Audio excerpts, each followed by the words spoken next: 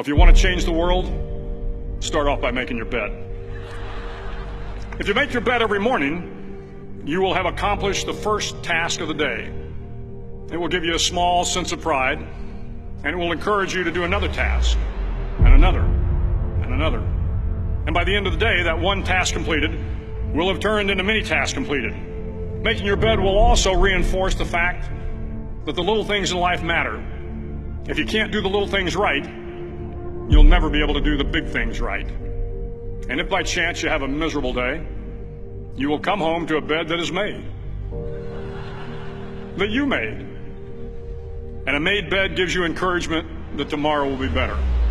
To pass SEAL training, there are a series of long swims that must be completed. One is the night swim. Before the swim, the instructors joyfully brief the students on all the species of sharks that inhabit the waters off San Clemente. They assure you, however, that no student has ever been eaten by a shark, at least not that they can remember. But you are also taught that if a shark begins to circle your position, stand your ground. Do not swim away. Do not act afraid.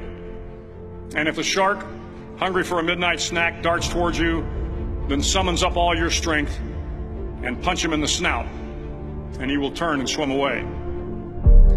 There are a lot of sharks in the world.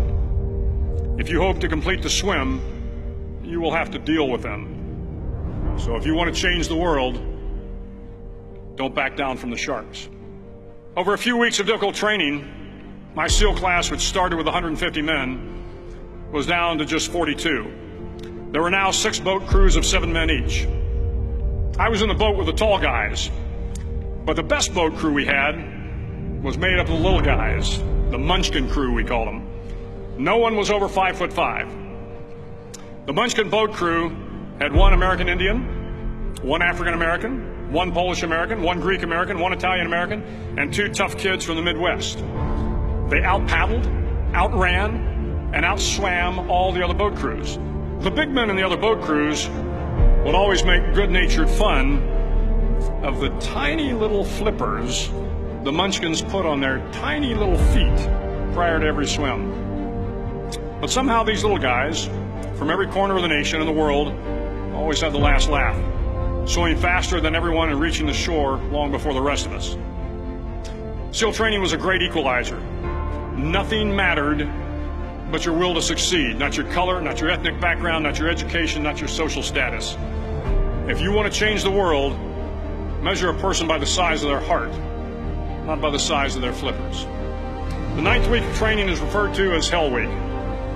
It is 6 days of no sleep, constant physical and mental harassment, and 1 special day at the Mud Flats.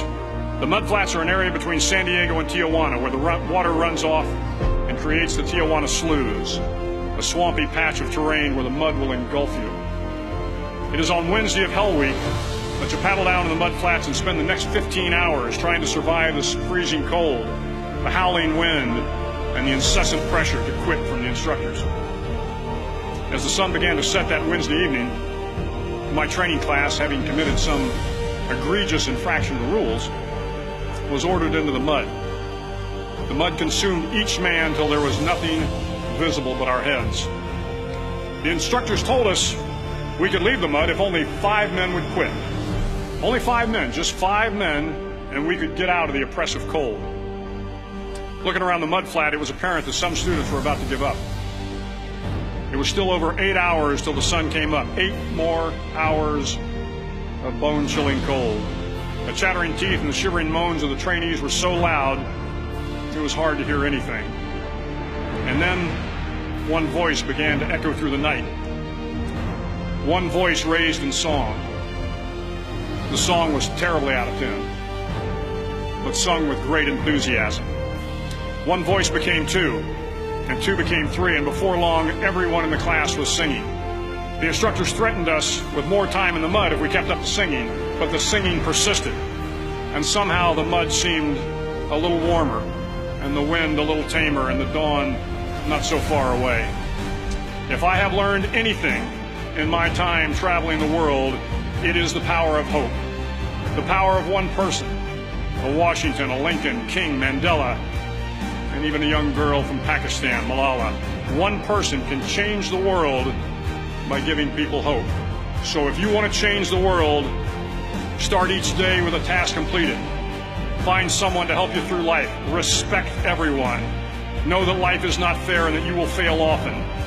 But if you take some risks, step up when the times are the toughest, face down the bullies, lift up the downtrodden, and never ever give up.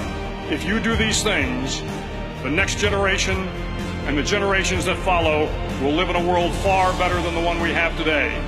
And what started here will indeed have changed the world for the better.